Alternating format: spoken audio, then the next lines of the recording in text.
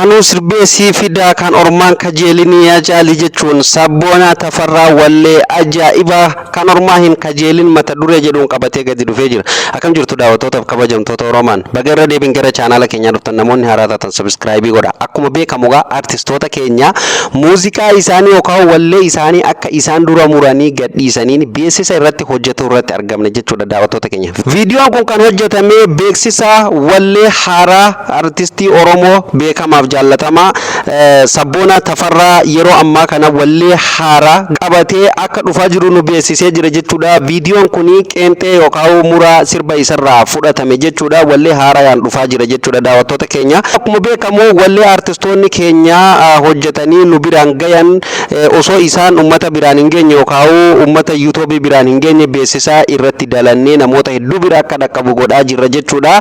Kanaafuu gaa isinillee viidiyoon kun akka isin bira dhaqqabeen like share subscribe godha chaanaala keenyallee daawwattootaaf kabajamtoota keenya har'a gaame sabboonaa tafarraa jechuudha. Sirba ajaa'ibaa wallee ajaa'ibaa qabatee gadi dhufaa jira jechuudha. Hammasittu jechuudha. Miidiyaa kana qabxii godhuu qabna jechuudha daawwattootaaf kabajamtoota keenya. Mee xiqqishoo daqiiqaa takkaa fi wayii kan inni gadi dhiise muree gadi dhiise jechuudha. Mee walumaan ilaalla jechuudha. Baay'ee namatti tola jechuudha viidiyoon amma inni hojjete walumaan dhaggeeffanna. Warri shamaraa kan akkanatti gindoo hodhitan yookaan haala kanaan maal jedhamti akka naannoo keenyatti gilgilii jedhama. Eeyyee gilgiliidha.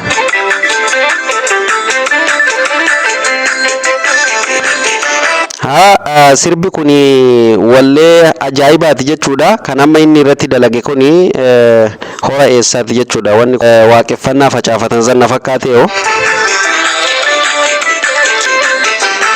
aadaa Wallaggaa kun maaf akkana bareede joo jab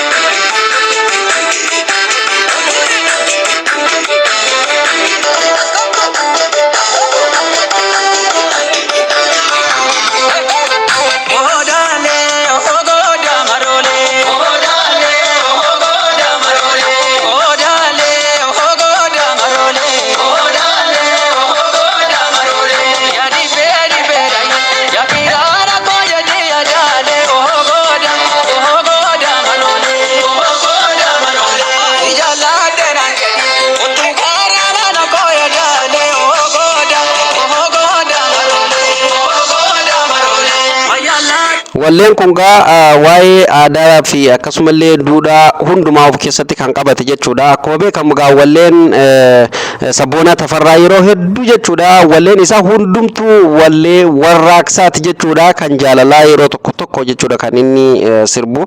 Walumaa galatti wallee ajaa'ibaati jechuudha. Sabboonaa nagaan kootu jennaani.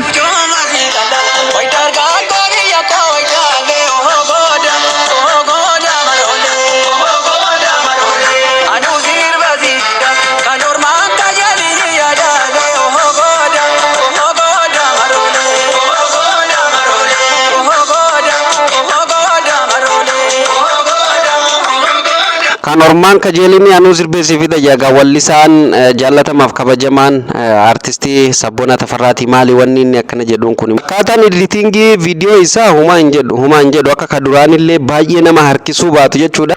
Egaan daawwattoota fi kabajamtoota walleen artistii sabboonaa tafarraa amma hojjetee kilippiin gadi dhufaa jiru kun jechuudha hedduu kan namatti toluu fi akkasumallee hedduu kan nama hawwatudha jechuudha. Aadaa fi duudhaa Oromoo hundaa'u kan of keessatti qabatee keessafuu aadaa Wallaggaa irratti aadaa kutaa Wallaggaa irratti kan fuulleffatee fi kan irratti kan hojjetamedha jechuudha. Kan inni irratti gadhiifamullee chaanaala mataa ofii qaba. Sabboonaa tafarraa official ka jedhu qaba jechuudha. Sabboonaa tafarraa akkuma beekamu jechuudha. Kanaafuu viidiyoo isaa achirratti galtanii daawwatuu hin dagatinaa jechuudha. Viidiyoon kun beeksisa viidiyoo isaatiif kan hojjetamaa jirudha jechuudha. Namoota hedduu bira akka dhaqqabu abdii qabna. Kanaafuu like share gochuu hin dagatinaa.